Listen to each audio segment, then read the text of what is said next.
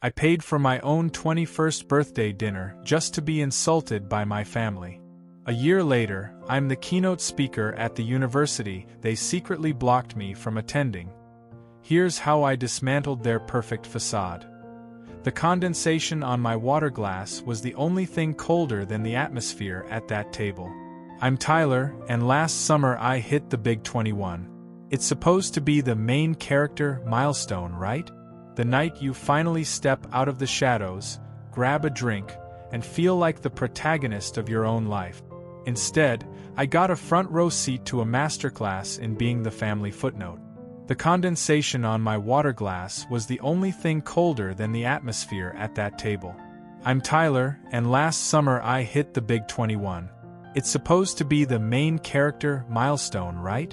The night you finally step out of the shadows, grab a drink, and feel like the protagonist of your own life. Instead, I got a front row seat to a masterclass in being the family footnote. To understand why this night ended with me staring at a half-eaten plate of $40 carbonara while my soul withered, you have to understand the dynamic.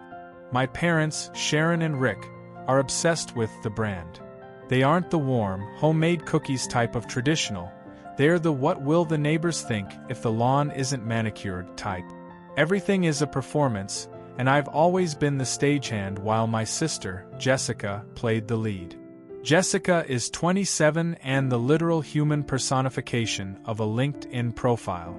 She works in corporate PR, lives in a sterile downtown condo, and owns enough beige power suits to camouflage herself in a desert. She is the golden child. If Jessica decided to commit a felony, my mother would probably blame the victim for getting in the way of her vision board. Growing up, I was the kid following her around like a lost puppy, desperate for a scrap of validation. But as I got older, I realized the spotlight in our house only had room for one person. So, I carved out my own path. I dove into coding, started freelancing in high school, and by 17, I was building functional e-commerce site. I was proud of it, but in the Sharon and Rick playbook, if you don't have a corner office or a title they can brag about at the country club, you're basically unemployed. They'd offer these tight, polite smiles when I mentioned a new client, then immediately pivot back to Jessica's latest corporate retreat like I just narrated a dream about a sandwich. So, when my 21st birthday rolled around, I kept my expectations in the basement. But then Mom called.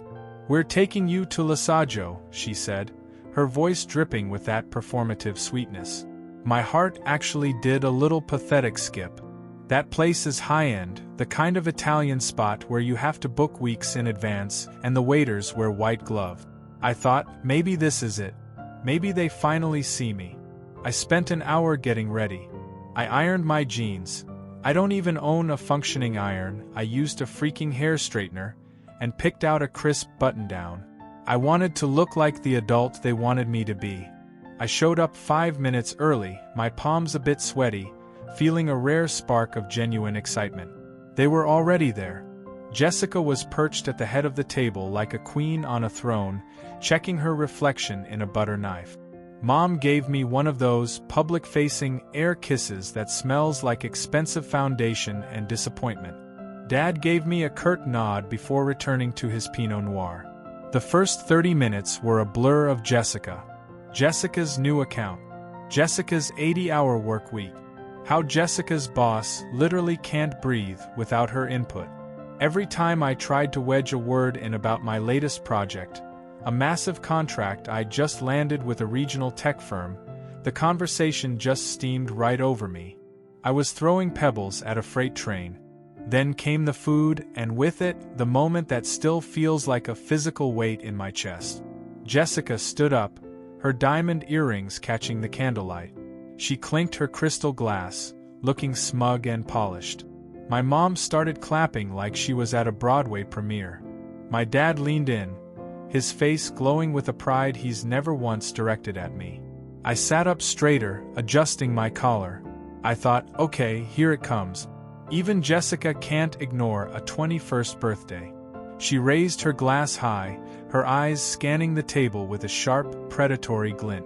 "I'd like to make a toast," she announced, her voice carrying across the quiet restaurant. To promotions, to actual hard work finally paying off, and most importantly, to some of us finally doing something meaningful with our lives instead of just playing on a computer in our bedrooms. The air left my lungs. My smile didn't just fade, it froze into a jagged mask. I looked at my mom, then my dad, waiting for the "Jessica, that's enough," or even a flicker of discomfort. But there was nothing. They just laughed.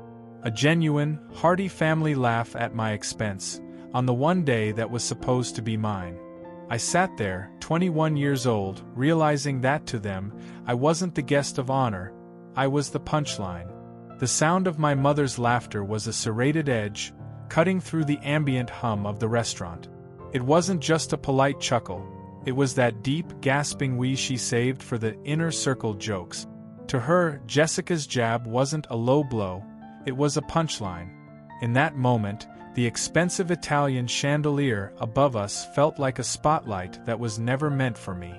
I wasn't the guest of honor, I was a prop, an extra chair, a footnote in the Jessica show. My 21st birthday had been officially hijacked, treated as nothing more than a convenient backdrop for her latest victory lap. I sat through the rest of the meal in a state of dissociative silence. I chewed my carbonara, but it might as well have been wet cardboard for all the flavor I registered. The conversation flowed around me like a river around a dead log. Not once did anyone mention the milestone. No happy birthday, no welcome to adulthood, not even a sarcastic "you're finally legal" nudge. Just endless, droning corporate jargon and my parents basking in the reflected glow of Jessica's smug, PR-perfect smile. She was soaking up their praise like a lizard on a sun-drenched rock. Then came the grand finale, the bill. When the waiter dropped the leather folder on the table, a heavy, instinctive silence fell. 3 pairs of eyes swiveled toward me with a synchronized precision that was almost comedic.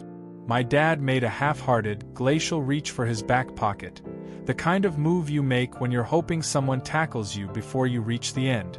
My mom didn't even let him finish the gesture. She waved a dismissive hand toward me, her eyes already back on her phone. "Tyler can cover it," she said, her voice airy and unbothered. "He's been doing all that computer stuff, right?" The computer stuff. My career, my late nights, the sleepless hours I spent debugging lines of code to build a future from scratch. To her, it was a cute little hobby like collecting stamps. It was the nice little income of a child, and apparently, I owed them a tax for the privilege of sitting at their table. I didn't argue. I didn't make a scene. I just pulled out my card, swiped away a significant chunk of my monthly rent, and signed the receipt with a steady hand. "I've got an early client call tomorrow," I lied, pushing back my chair. I couldn't breathe in there anymore. The air felt thick with their indifference. Jessica threw one last smug comment my way, something about hustle culture that I blocked out before it hit my ears, and my mom offered a distracted, "Happy birthday, sweetie," without even looking up from her espresso. I sat in my car for 20 minutes before I even turned the key. I wasn't angry yet. Anger requires energy, and I was hollowed out. I felt like someone had reached inside me with a melon baller and scooped out every bit of excitement I'd brought to that dinner. I stared through the windshield at the neon signs of the city, and a cold, hard clarity settled over me. They don't see me, I thought, and they never will. That was the night I stopped trying to earn a seat at a table that didn't want me. For the next year, I became a ghost. I didn't go, no contact, in some dramatic Reddit-tier explosion. I just faded. I stopped showing up to the Sunday brunches where Jessica held court. I stopped replying to the family group chat essays about her new hand-carved, reclaimed barnwood coffee table or her latest, industry-disrupting PR campaign. I was polite. I sent the Merry Christmas text. I sent flowers on Mother's Day. I was the perfect, distant, low-maintenance son. In the shadows, I went into overdrive. I doubled down on my freelance business. UI/UX design, SEO architecture, full-stack development. If there was a niche, I filled it. My bedroom turned into a war room of monitors and coffee mugs. Within 6 months, I wasn't just getting by. I was thriving.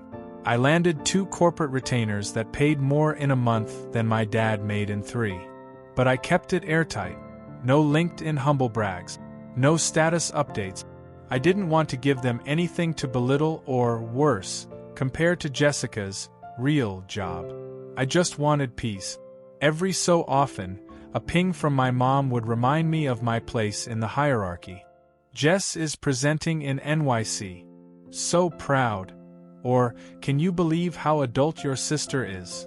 I'd send a thumbs up emoji and go back to my code. I was a side character in their movie, and I was finally okay with that. But then, the weather changed. Out of nowhere, my dad called me. It wasn't a holiday. It wasn't my birthday. We hadn't spoken one-on-one in months, and our relationship had always been as dry as a desert bone. His voice on the other end sounded thin, stripped of that usual Rick the Great bravado. Something was wrong. The carefully curated, beige suit facade of the family was starting to show its first hairline fracture. The static on the other end of the phone felt different this time. When my dad called, he usually sounded like he was reading from a script titled How to Acknowledge Your Disappointing Son 101. But today, the stiffness was gone, replaced by a tentative, almost itchy curiosity. So, what exactly is it you're doing again? With the screens, he asked. It was the tone of a man trying to sound casual while clearly fishing for something. I leaned back in my office chair, staring at the triple monitor setup that had become my kingdom. I just wrapped a full site overhaul for a mid-size logistics firm, I said, keeping my voice level, devoid of the desperate notice me energy I used to carry. Redid their entire backend and UI. They've already seen a 15% uptick in conversions and engagement since the launch last Tuesday. There was a pause. Then, I heard him whistle, a low, genuine sound of impressed realization. That sounds actually pretty big, Tyler. Yeah, I replied, staring at a line of code. It's going well. Good for you, son. 6 words. That was it. No, why aren't you a VP like Jessica? No backhanded compliment. Just 6 words that hit me like a physical weight. For a split second, I let myself believe the narrative had changed. I let myself hope that maybe, just maybe, the fog of the golden child's shadow was finally lifting. I should have known better. Hope is a dangerous thing in a family that treats love like a zero-sum game. A few weeks later, the dreaded family group chat pinged. My mom was blessed to announce a mandatory family getaway at a luxury lakeside cabin. Just like old times, she chirped. My stomach did a slow roll. Old times usually involve me being the designated punching bag, Jessica screaming at me for breathing too loud near her workspace, and my parents gaslighting me into apologizing for ruining the vibe. I stared at the invite for 10 minutes. I knew I should say no. I knew I should protect my peace. But a small, stupid part of me, the part that still wanted to belong, wanted to test the waters. Maybe Dad told them, I thought. Maybe they've shifted. So, like a glutton for punishment, I said yes. When I rolled up to the cabin, the Jessica show was already in full production. She was draped over a designer armchair by the stone fireplace, glass of expensive red in hand, regaling my parents with a saga about how she single-handedly salvaged a PR campaign that was supposedly on the brink of a nuclear meltdown. My mom was looking at her like she was the second coming. My dad was nodding with that dutiful, rhythmic devotion. Tyler! My mom cried, jumping up to give me one of those performative hugs that felt more like she was checking for a wire. You made it! Jessica didn't get up. She just peered over the rim of her glass, giving me a slow, calculated once-over. Wow. You actually look different. Did you get a haircut or something? Hydration and sleep, Jess. You should try it sometime. Stress is a killer for the skin, I said, offering a tight smile. She smirked, her eyes narrowing. My mom let out a nervous, high-pitched laugh that echoed off the vaulted ceilings, and my dad suddenly became very interested in a notification on his phone. The tension was back, thick and suffocating, like a wet blanket thrown over a fire. The weekend was a slow-motion car crash. Every single time I tried to exist as an adult, I was shoved back into the troubled kid box. When I mentioned I'd signed a new high-ticket client, Mom patted my hand and said, "That's nice, honey. Did you hear Jessica was invited to a leadership summit in Chicago? It's very exclusive."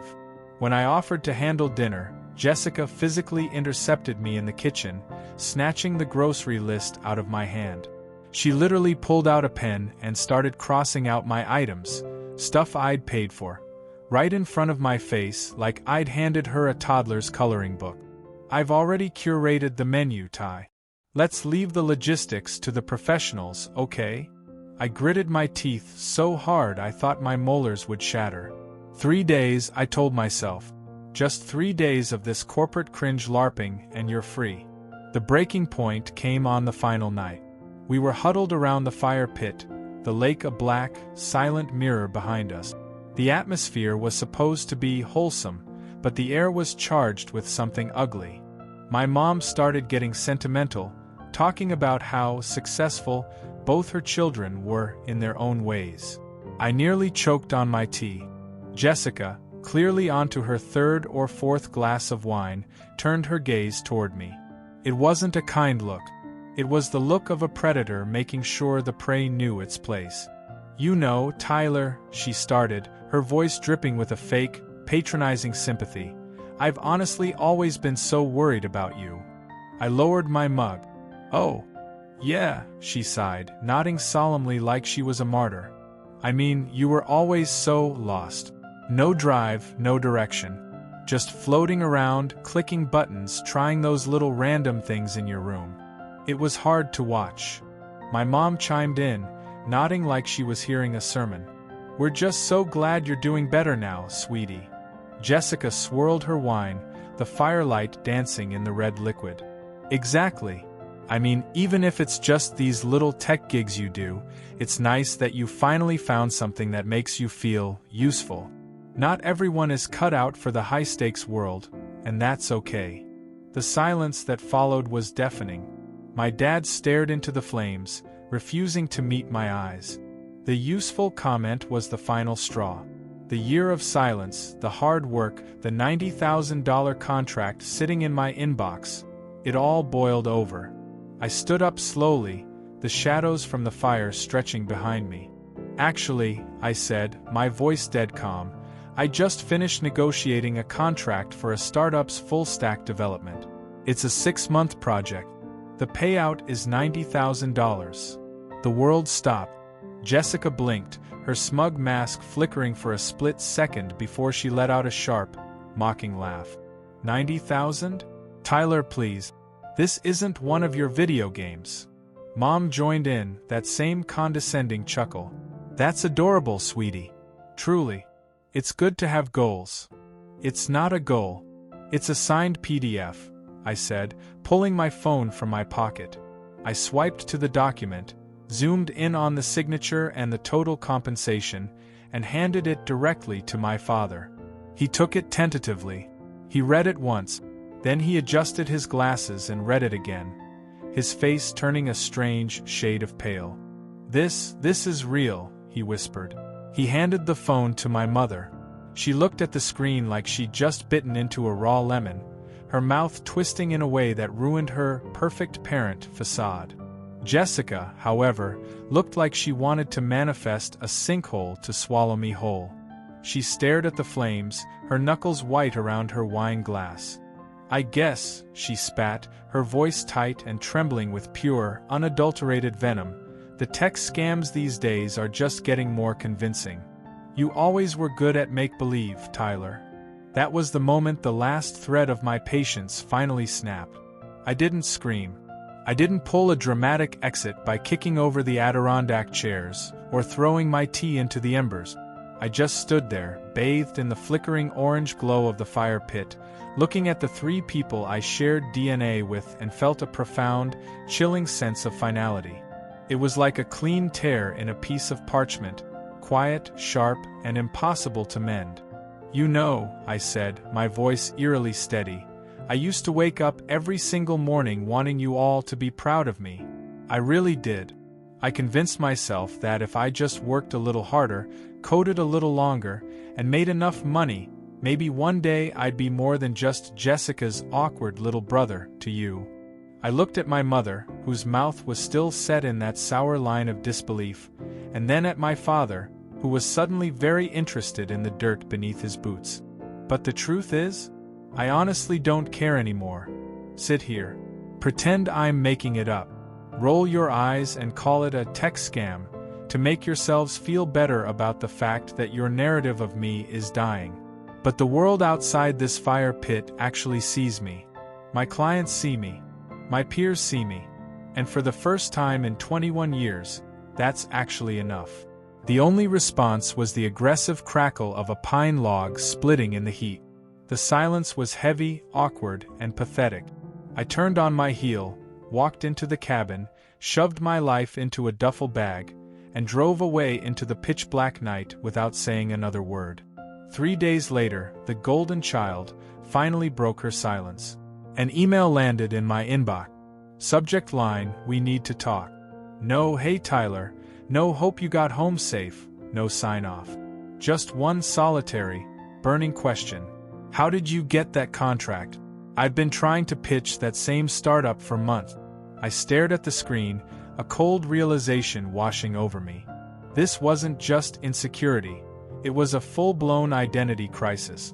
Jessica hadn't just been ignoring me all these years, she'd been watching me. She was competing with a brother she publicly claimed was lost. That one line was laced with an entitlement so thick it was nauseating. In her head, that deal was hers by divine right, and I was some glitch in her perfect system that needed to be corrected. For the first time, the power dynamic didn't just shift, it inverted. Jessica was afraid. She was terrified that I'd built something she couldn't control, couldn't gatekeep, and couldn't explain away to our parents over brunch. I didn't reply. Not because I was playing games, but because the respect I'd craved for a decade suddenly felt different now that I had it. I wanted the quiet kind. The kind you don't have to demand because it's woven into the work you do. I saw Jessica then for exactly what she was. A woman who had built a skyscraper out of gold star, stickers and hollow praise, but had no idea how to handle it when someone else actually climbed higher using nothing but their own 2 hands. The weeks following the cabin disaster were a vacuum. "No, I'm sorry," texts from Mom. "No, let's grab a beer," calls from Dad. Just a vast, echoing silence. At first, it stung. I'd find myself checking my phone like a jilted lover, waiting for a validation that was never going to come. But slowly, the sting morphed into something else. It felt like peace. I channeled that peace into the work. The $90,000 contract wasn't a scam, it was a beast. I was architecting a massive user portal for a logistics startup in Austin. We're talking a full-scale back-end overhaul, integrated real-time dashboards, and high-level mobile optimization. I had 6 months and total creative autonomy. There were no toasts, no clinking glasses, and no attaboys from Sharon and Rick. But for once, I didn't need a cheering section to know I was winning. I used the first milestone payment to upgrade my life. I ditched the cramped apartment and moved into a modern loft with exposed brick, massive windows, and a kitchen that didn't look like a crime scene. I bought my first real couch, brand new, high-end, and entirely mine. I built a sanctuary, a standing desk, dual 4K monitors, and a whiteboard wall covered in logic flows. I started hitting a co-working space just to be around people who spoke my language, people who didn't think coding was just playing on the computer. I kept all of it a secret. I wasn't hiding it out of spite, I was protecting it. This was the first time I'd ever built a life without their judgmental eyes acting as a filter, and it felt sacred. But I'd be lying if I said it was all sunshine and girl-boss energy. There were nights I'd stare at the exposed brick until 3 a.m., my mind racing. I'd find myself scrolling through old threads in the family group chat, rereading the passive-aggressive barbs just to feel something. There's a twisted comfort in old dysfunction. You know exactly where the landmines are buried. Being settled and successful was new territory, and sometimes the silence of my new life was so loud it was deafening. I missed the people I wished they were, even while I was finally thriving because I'd left the people they actually are. The midnight call felt like a digital haunting. My phone's glow sliced through the dark of my new loft, vibrating against the nightstand with an unfamiliar number. Usually, I'd ignore a ghost caller at that hour, but a primal twitch in my gut told me to pick up. "Tyler." The voice was jagged, stripped of its usual corporate sheen. "It's Jessica." I sat bolt upright, the sheets rustling in the silence. "Is everything okay? What happened?" A ragged sniffle came through the speaker. "Can we talk?" I'd spent 21 years listening to Jessica's polished monologues, but I'd never heard her cry. Not once. I grabbed a hoodie and stepped out onto the balcony, the sliding door clicking shut behind me. The Austin night air was crisp, biting at my skin, but I needed the cold to stay grounded. "What's going on, Jess?" She let out a breath that sounded like it had been held for a decade. "I got let go. They called it a restructure, but it's a bloodbath. My whole department is being realigned. I was the last to know, Tyler. The very last." I blinked at the skyline. Jessica? The golden girl? The woman who navigated office politics like a grandmaster? She wasn't supposed to be on the chopping block. She was the one who held the axe. "I'm sorry," I said, and the weirdest part was that I actually meant it. The petty satisfaction I thought I'd feel was nowhere to be found. "I don't know what to do," she whispered, her voice sounding small against the backdrop of the city. "I've never not worked. I've never been the one failing. How am I supposed to tell Mom and Dad? They'll freak out. They'll look at me like..." "You could just tell them the truth," I suggested, leaning against the railing. She let out a bitter, hollow laugh. "Yeah, right. So they can treat me the way they treated you? No thanks." That hit me like a physical blow. The silence stretched between us, heavy with the weight of years of resentment. "You were right, you know," she said, her voice cracking. "About everything. They pit us against each other. They made me feel like I had to be the success story, just to keep the lights on in that house. And I let them. I bought into it. I let it poison the way I treated you because if you were the failure, then I was safe. I'm so sorry, Ty." It wasn't a grand, cinematic apology, but it was the first real thing she'd ever said to me. We stayed on the phone for over an hour. She spiraled through the slow-motion train wreck of her final weeks, the icy glares from co-workers, the projects quietly reassigned behind her back, the crushing insomnia. And I did something I never thought I'd do. I told her I didn't hate her. I told her I'd actually admired her, and that all I ever wanted was for our parents to see me as a person, not a comparison point. By the time we hung up, the air had shifted. The bridge wasn't fully repaired, but the fire was out. Over the next month, the golden child started calling for advice. She wanted to know about the freelance life, how to build a brand without a corporate safety net, how to handle the hustle. I didn't gatekeep. I gave her my contacts, my tips, and my resources.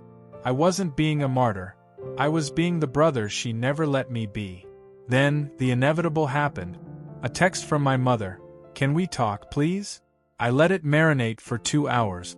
When I finally called, she picked up on the first ring, her voice soaring into that performative, stage mom pitch. "Hi, sweetie. I heard from Jessica that you've been doing so well. I didn't realize you were working with big startups now. That's just so impressive. You must be incredibly busy." "I am," I said, my voice flat. There was a pregnant pause. Then, the mask slipped. "Tyler, why didn't you tell us? We had no idea you were at this level." "Because you never asked, Mom. You were too busy telling me what I wasn't." The silence on her end was deafening. It was the sound of a woman realizing she'd backed the wrong horse, or at least ignored the one that was winning. She tried to pivot, her voice regaining its forced cheer. Well, we were thinking of having a big family dinner soon. Next weekend? You could bring a friend, or a girlfriend if there's someone special. We'd just love to finally celebrate everything you've accomplished. I almost laughed out loud. Celebrate me now? Now that the computer stuff had a dollar sign they could brag about? Now that the golden child was tarnished and they needed a new trophy for the mantle? I'll think about it, I said. But I'm pretty booked up. Oh, okay. Well, just let us know. We're really proud of you, Tyler. All of us are. I didn't say it back. I just said goodbye and disconnected. I realized in that moment that I didn't need their toast. I didn't need the $40 carbonara or the performative clinking of glasses. My life was built on the quiet hours, the 3 a.m. bugs, the self-doubt, and the sheer, stubborn resilience of showing up for myself when they wouldn't. That was my real 21st birthday gift. It just arrived a year late. But as it turns out, Jessica's apology was just the opening act. As we got closer, the corporate facade of our family continued to crumble. One evening, during a glass of wine over Zoom, Jessica let something slip. A name. A transaction. A favor our parents had pulled years ago to jumpstart her career. A secret that changed everything I thought I knew about her success and my failure. The silence on the line wasn't just quiet. It was the kind of heavy, pressurized air you feel right before a massive storm break. I was sitting on my balcony, the Austin skyline shimmering in the distance, listening to my sister's ragged breathing. We had been talking for hours, peeling back the layers of our dysfunctional childhood like we were dissecting a cadaver, when she let it slip. I mean, it's not like it was a fair fight. Jessica had laughed, a jagged, self-deprecating sound. Kind of like that summer dad pulled your college application. Total chaos, right? The world stopped. My grip on the phone tightened until my knuckles turned white. What? I heard her gasp on the other end, the sound of someone realizing they'd just tripped a landmine they forgot they'd buried. Wait, Tyler, forget I said that. I'm tired. I'm just rambling. Forget it. Jessica, I said, my voice dropping into a low, dangerous register. What do you mean? Dad pulled my application? I shouldn't have said anything, she stammered, her voice trembling. You weren't supposed to know. It wasn't even totally your fault. You were kind of all over the place that year, remember? You missed that deadline and Mom just, she panicked. Which deadline? I snapped. My heart was thudding against my ribs like a trapped bird. Jessica, talk to me. Which deadline? The early decision one, she whispered. For Columbia. I felt a wave of nausea roll over me. I remembered that week with agonizing clarity. I was 17, a ball of nervous energy and raw ambition. I had poured my soul into those essays. I'd spent months on my portfolio. I remembered hitting submit. I remembered the digital confetti on the screen. And then, nothing. No acceptance. No rejection. Just a void where my future was supposed to be. I spent years blaming myself, convinced I had glitched the portal or that I simply wasn't Columbia material. I carried that failure like a lead weight in my gut for nearly half a decade. He technically withdrew it, Jessica continued, her words coming out in a rush now, like a dam breaking. I think Mom made him. They were talking in the kitchen. I wasn't supposed to be listening. They said New York wasn't a good fit for you, that you'd get lost there. They said they didn't want you to feel the pressure of competing with me. They wanted you to stay local, to stay where they could keep an eye on you. They didn't want me to feel pressured? I whispered, the irony tasting like copper in my mouth. They didn't want me to outshine the brand. They needed me to stay in my box so your spotlight wouldn't have to share the stage. Jessica didn't deny it. She couldn't. The silence that followed was the final nail in the coffin of my relationship with my parents. I didn't sleep that night. I paced the length of my loft, the exposed brick walls feeling like a cage. I replayed every memory of senior year. My dad's nervous twitch whenever I mentioned scholarships. My mother's uncanny ability to change the subject every time the mail arrived. It wasn't just neglect. It wasn't just favoritism. It was a calculated, cold-blooded act of sabotage. They hadn't just ignored my light. They had actively tried to snuff it out to make sure Jessica's glow looked brighter by comparison. This was the real breaking point. The 21st birthday toast was a joke compared to this. That was just a symptom. This was the disease. They had stolen my choice. They had stolen my confidence. They let me believe I was a failure for years just so they could maintain their perfect, curated family dynamic. I realized right then that I couldn't just let it go.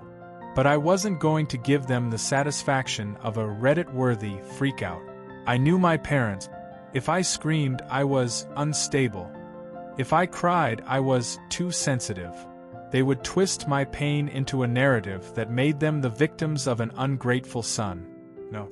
If they wanted a facade, I would give them a masterpiece. I would be the perfect, polished, professional son they suddenly wanted to brag about. I would smile for the cameras and pay for the dinners. But underneath that mask, I was going to dismantle their control brick by brick. I needed proof. Jessica's word was a start, but I needed the smoking gun. I needed to see the fingerprints on the murder weapon. The next morning, with a cold, surgical focus I didn't know I possessed, I sat down at my desk and opened a new email draft. I wasn't writing to my parents. I was reaching out to the admissions office at Columbia University. I needed to know exactly what had happened to that 17-year-old kid's dreams, and I wasn't going to stop until I had the receipts to burn their perfect world down. I sat at my standing desk, the glow of my dual monitors washing over me in a cold, clinical blue. I had spent 45 minutes crafting the perfect email to Columbia University's admissions office. I kept it professional, architecting a personal retrospective on my academic journey. I called it, requesting any archived data from my application year. I hit send, my heart hammering a rhythm of pure anxiety against my ribs. The reply came exactly 6 days later. I opened the PDF attachment, expecting to see a cold rejection letter or a formal withdrawal notice. Instead, the words on the screen blurred as my vision swam. There was a file, there was an application, and there was an acceptance. I read the email 4 times, convinced I was hallucinating. According to their records, I hadn't just been in the running, I had been accepted conditionally. They had sent a formal offer, pending my final semester grades, along with a packet for housing options and orientation date. They had mailed it to my childhood home, my parents' house. I remembered that week. I remembered the way my mom had walked into my room, her face a mask of faux sympathy, and told me, "Honey, I checked the mail. Columbia must have passed. It's okay, local community college is a much better fit for your pace." I sat there, my hands trembling so violently I had to grip the edge of my desk. They didn't just pull my application, they intercepted my success. They saw the letter. They saw the yes. And they decided to kill it in the cradle. Not because they thought I'd fail, but because they knew I wouldn't. They were terrified that if I escaped their orbit, if I built a life in New York, I'd stop being the dim background light that made Jessica look like a star. I was done being the backdrop. I printed that email, framed it in a sleek black border, and hung it above my desk like a battle flag. It wasn't a memory anymore, it was fuel. I didn't go for a messy, emotional confrontation. That's what they'd expect from unstable Tyler. Instead, I went for total, undeniable visibility. I overhauled my professional brand with surgical precision. My website wasn't just a portfolio anymore, it was a manifesto. I flooded LinkedIn with high-level insights, sharing the success metrics of my $90,000 project. A 30% boost in conversions, a total back-end reconstruction. I wasn't just some kid doing tech gigs. I was a legitimate force in the industry. I started speaking at local entrepreneur meetups, giving workshops on the intersection of UI/UX and marketing psychology. One of my sessions got featured in a regional business newsletter. And then, because the universe has a twisted sense of humor, I got the invite. A speaking slot at the Regional Tech Leadership Conference. Guess who else was on the roster? Jessica. But there was a difference. Jessica was part of a 4-person panel on traditional PR in a digital age. The kind of slot they give you when your career is plateauing. I was the solo closing keynote. The self-made architect. They didn't know my family history. They just liked my numbers. I called Jessica a week before the event. I could hear the hesitation in her voice, the way her corporate confidence wavered like a dying candle. "Hey," I said, my voice smooth as glass. "Saw your name on the speaker list. Congrats on the panel." "Yeah, thanks," she stammered. "I didn't realize you'd be there, too." "I'm doing the closing talk," I said, casually checking my nails. "It should be a fun set. We should grab a drink after, let the parents see us both on stage." "They're coming, right?" "Of course they are," she said. A long beat of silence followed. "Let me know if you want to catch up." "I'll think about it," I said, and hung up. I knew Sharon and Rick would be in the front row, ready to clap for Jessica's 15 minutes of panel time. I also knew they had no idea I was the main event. I rehearsed that speech until I could say it in my sleep. I didn't want them to see a son who was angry or hurt. I wanted them to see a man who was untouchable. But before the final domino fell, I had one more move. I needed to see my grandmother, my dad's mother. She was the only one in the family who ever looked at me without a magnifying glass, looking for flaws. I went to her house for tea, and as the afternoon sun faded, she dropped a bombshell that made the Columbia lie look like a footnote. "Oh, Tyler," she sighed, her eyes full of a weary, ancient sadness. "This isn't new. They did the same thing with the inheritance your grandfather left for the children's ventures. They told me you weren't ready for your half. They've been funneling your share into Jessica's condo fees for years." The room went cold. It wasn't just a pattern of neglect. It was a legacy of theft. I wasn't the only one they'd lied to. They'd lied to their own mother to keep the golden child polished. The leverage was now absolute. But first, I had a job to do. I stepped onto that stage with calm, deliberate step. The lights were blinding, but I could see them. I could see my mother's face go pale in the third row. I could see my father's jaw drop. I could see Jessica staring at me like I was a ghost. I didn't look away. I gripped the mic, smiled at the crowd, and began to speak. "Would you like me to script the climax where Tyler delivers his keynote and confronts his parents with the proof of their sabotage?" The auditorium was a cathedral of shadows and pressurized silence. The stage lights were so bright they felt like a physical weight, blinding me to the hundreds of faces in the crowd, save for the front rows. Tech founders, hungry recruiters, and local journalists sat with pens poised. And there, in the fourth row, dead center, was the unholy trinity. My mother, draped in her signature pearls and a blazer that screamed upper-middle-class excellence. My father, sitting with his spine so stiff he looked like he was made of granite. And Jessica, arms folded across her chest, her face a mask of calculated neutrality. They had no idea. They thought they were here to see Jessica's little 10-minute panel. They didn't realize they were sitting in the splash zone of a decade's worth of suppressed truth. I had rehearsed my keynote until the words were part of my DNA. On the surface, it was a high-level talk on UI/UX architecture and user empathy. But underneath, it was a surgical strike. You can't build a functional product if you refuse to listen to the user, I said, my voice projecting with a confidence that made my parents lean back as if struck. I let my gaze drift casually to the fourth row. If you assume you know better than the person you're building for, if you decide their path without their consent, you don't just lose the user. You break the system. A few polite chuckles rippled through the room. I didn't smile. Worse, I continued, you might trap them in a version of life they didn't choose. They'll carry the weight of that failure for years, thinking it was their own lack of drive, when in reality, the person they trusted most simply unplugged the rocket before it could launch. The silence that followed was heavy enough to crack the floorboards. I closed the talk with a hypothetical story of a developer who found out 5 years too late that his future had been intercepted. The applause wasn't a roar, it was a steady, respectful wave. The kind you give when someone says something that makes you think. I didn't wait for my parents to find me. I ducked out of the speaker dinner, ignoring the Series B bros and the networking vultures. I had a different meeting. Jessica was waiting in the dim corner of the hotel lobby, clutching a lukewarm latte like a lifeline. She stood up the moment she saw me, her usual smugness replaced by a flicker of genuine awe. "You killed it, Ty," she whispered. "Thanks," I said, sliding into the chair across from her. "You did fine, too." She looked away, her voice cracking.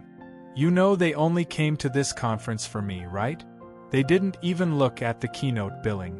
"I know," I replied. "That's what made it worth the wait."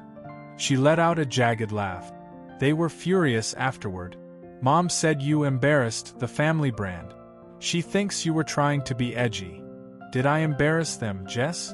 Or did I just tell the truth?" Jessica stared into her coffee.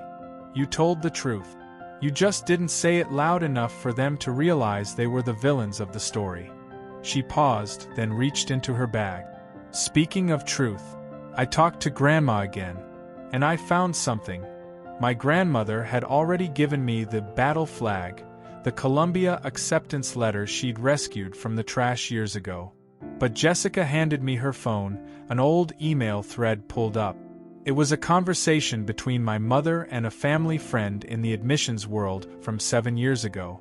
"Thank you so much for helping us redirect Tyler's file," my mother had written.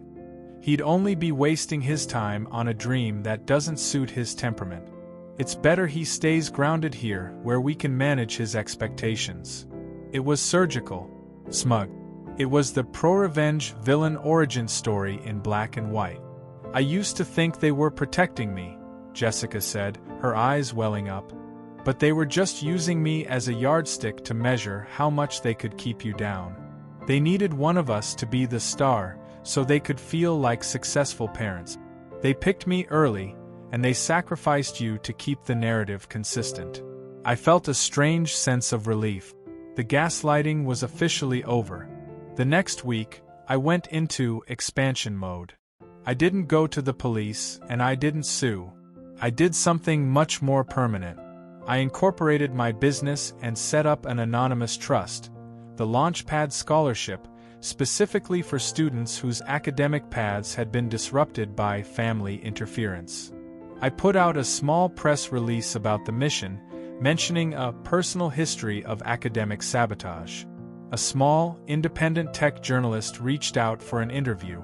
We met in a quiet coffee shop, and I gave her the facts. No names, no mudslinging, just the story of a kid who found his acceptance letter 5 years late and decided to build his own world anyway. The article didn't go viral, but it hit r/all. It struck a chord with thousands of invisible kids. And then, the inevitable email from my father arrived. "You need to take that story down immediately. You are humiliating this family. Have you no shame?" I didn't reply. 3 days later, a frantic voicemail from my mother. "Do you have any idea how this makes Jessica look? People are asking questions, Tyler. You're ruining everything." I deleted the message and went back to my code. For the first time in my life, it wasn't about Jessica. It was about the truth.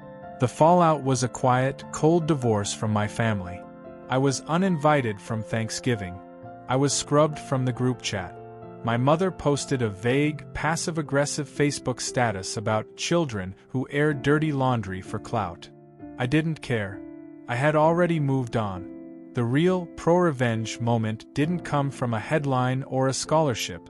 It came in the form of an email from the Dean of Admissions at Columbia University. "Given the recent article and your inspiring journey, we would be honored to have you as a guest speaker for our Alumni Leadership Series. We know you did not attend our institution, but we believe your voice belongs in our halls."